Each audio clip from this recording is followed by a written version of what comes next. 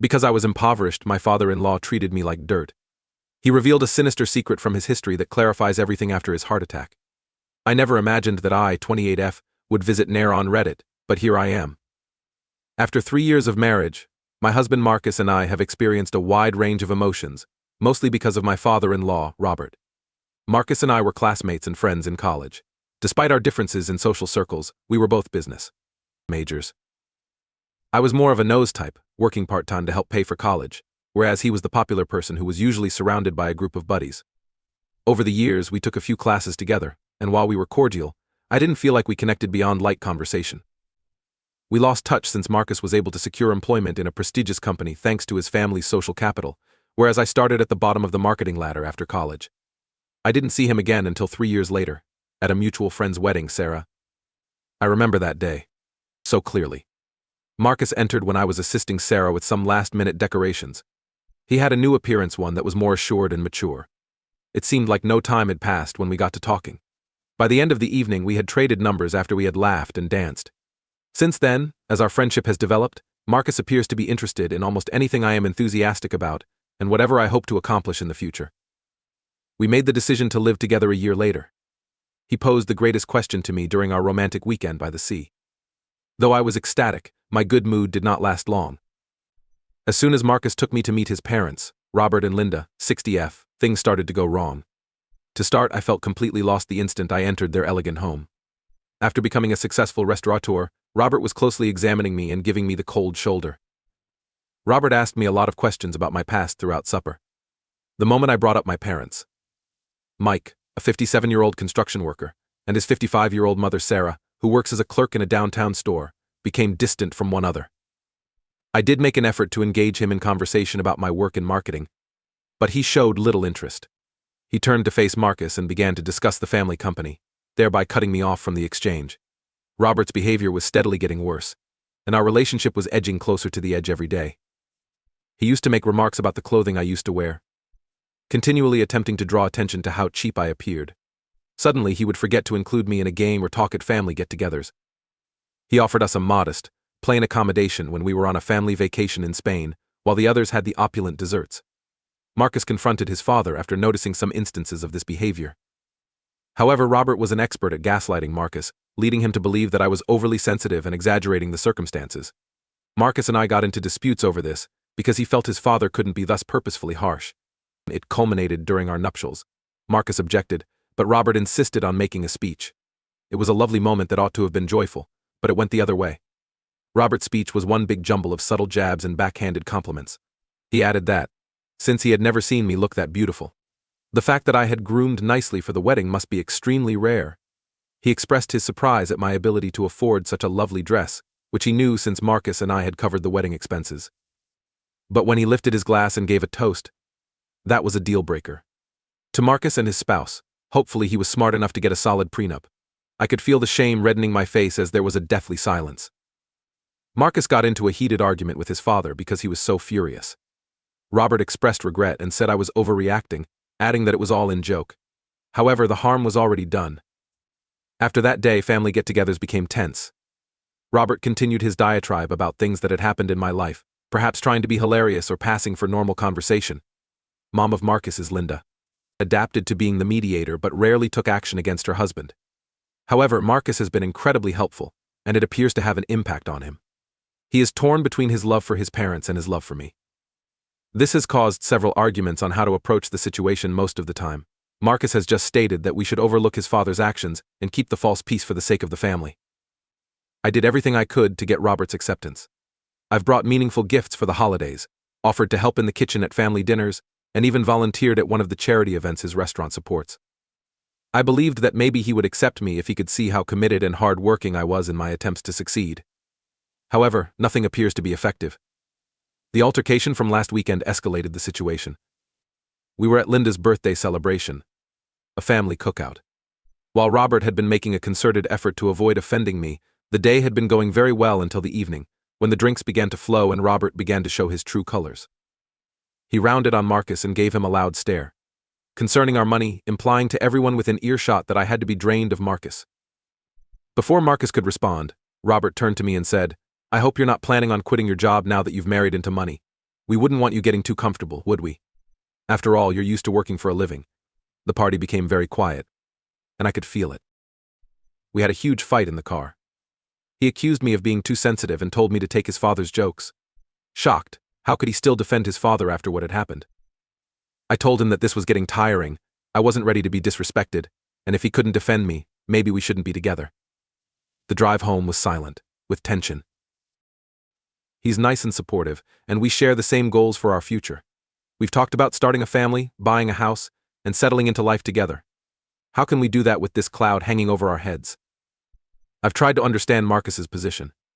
He's understandable, it's easy to get caught between his wife and his parents. Hit me now? They taught me the value of hard work, honesty, and respecting everyone, regardless of race. I wish Robert could see those qualities in me, not just my working class roots. I don't know what to do anymore. Should I stick to my guns that Marcus must fully support me in confronting his father, or could it backfire? I don't want to take a step that could split my marriage. Update you all on what's happened. Most importantly, I want to thank everyone for their supportive comments and advice. They made a big difference in understanding the situation and gave me the courage to make a move. A couple days later, after a lot of tension had passed, Marcus and I really talked things through. I decided to show him my original post, with all the answers. Marcus told me about growing up with Robert as a father and how Robert pressured him to succeed and how nothing ever seemed good enough. It helped me understand why Marcus would have such a hard time standing up to his father. I told Marcus about my own upbringing and how my parents would give us each one small present for Christmas, but the whole house was still full of love. After that, we agreed we had to face his parents. Marcus suggested we have them over for dinner, which I was reluctant to do to avoid being embarrassed by Robert Moore again. But I agreed. Marcus and I spent the next few days planning the menu, which I insisted had to be lavish without being overtly so.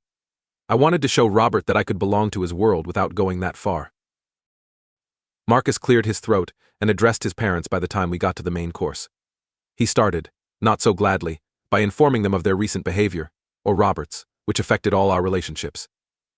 He might have spoken amicably, but his tone was assertive as he made them understand that we would reduce our contact if they continued to disrespect me. She really seemed to take it as a shock, since her eyes got wider and wider with every example Marcus mentioned. She hadn't realized the extent of Robert's behavior. Finally, she turned towards me as her eyes filled with tears, expressing sorrow for not speaking sooner. Even Robert didn't give up on me. He kept telling me he had always treated me fairly, I was just too sensitive, questioning my worth when we started.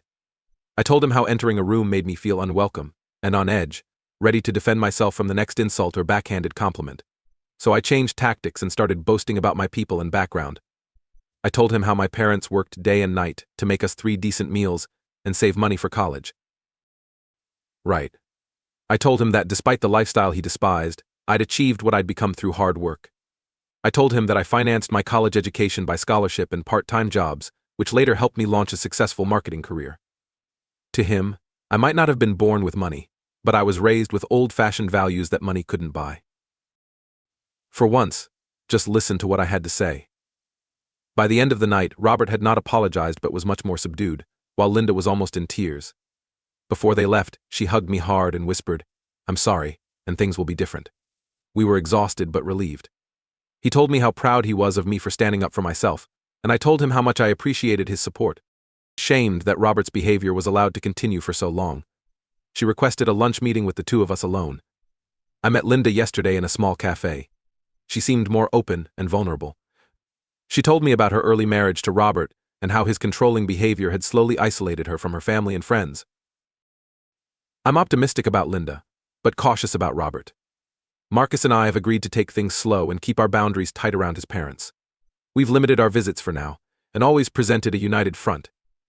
We realize it's a start, but it's going to be a long road to completion. We're also considering couples counseling, because this situation has raised some issues in our own relationship. After our dinner confrontation and my lunch with Linda, Robert went very silent on us. He would text occasionally to check in, but he was mostly silent. Marcus was uneasy, but I found it a nice reprieve from the tension. Marcus and I worked on our relationship by first going to a couples therapist, which was really helpful. We worked on our communication and resolved a few issues. But the experience had really shaken him up. Marcus made a dash for the hospital, and I decided to be with him for support. We arrived at the hospital to find Linda sitting by Robert's bedside. Robert looked pale and smaller, hooked up to a variety of machines, a big contrast to the big imposing figure he usually cut. When he saw us, his expression changed. He sent Linda and Marcus away. Robert spoke with a gruff voice, saying, lying there was so much time to think, though I began at feeling that it was all unfair. Right from the start, I'd let my own prejudices get in the way of my judgment. Then he did something I never expected. He opened up about his past. Robert had a tough father who taught him that status and wealth were most important. He kept talking, and I started to see Robert as a flawed man, a product of his experiences, rather than the cruel, domineering father-in-law I had once seen. It didn't excuse what he had done, but it made it more understandable. He apologized for everything: the snide remarks, the wedding speech, the belittling. A near-death experience makes people say things they don't mean. But the more we talked, the more regret I saw in his eyes. I told Robert that I appreciated his apology, but rebuilding our trust took time. He nodded in agreement and said he understood and was ready to do whatever it took to make things right again. When Marcus and Linda returned, Robert called Marcus to sit down and apologize to him. Since that hospital day, things have never been the same. Robert was released a couple of days later and has been trying to adjust. He invited me to dinner last weekend and was very nice to me. He even asked about my parents and seemed interested in listening to me talk about them. This has helped Linda grow in self-expression, greatly in restoring our communication and trust. I'm cautiously optimistic because I realize there's no easy way out and years of hurt can't be made up in a night, but I'm also willing to give Robert a chance. For now, we just take it day by day, establishing healthier and more open communication. I never thought a health scare would make this possible, but I'm grateful for the new chapter. Confidence in Maria. He made an effort to know me beyond being Marcus's wife. We spent time sitting with him, talking and having one-on-ones with people, where he asked about my work, hobbies, and family. He even showed interest in meeting my parents, which was a big step towards reconciliation. We had a parent dinner last month, and I was worried about how it would go. My dad, who worked as a busboy and dishwasher in restaurants before opening his own place. He said it was satisfying to see a building go up from the ground floor to completion. They even exchanged numbers to meet for coffee. My mom and Linda also got along well. They shared experiences as mothers and knew what it meant to be an understanding wife to a busy husband. Linda's self-confidence has been improving lately. She contacted some former friends and started volunteering at women's shelters. It's great to see her. We meet for lunch often and have a nice friendship. Marcus and I are doing well. The decrease in family stress makes us focus on our future goals. We're even talking about starting a family soon. However, I now realize that they are not deliberate and have learnt to handle such situations calmly. Robert has been very receptive to such comments and feedback.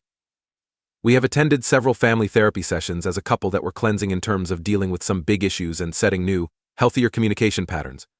However, it was also difficult because it touched on a lot of past hurt and miscommunication.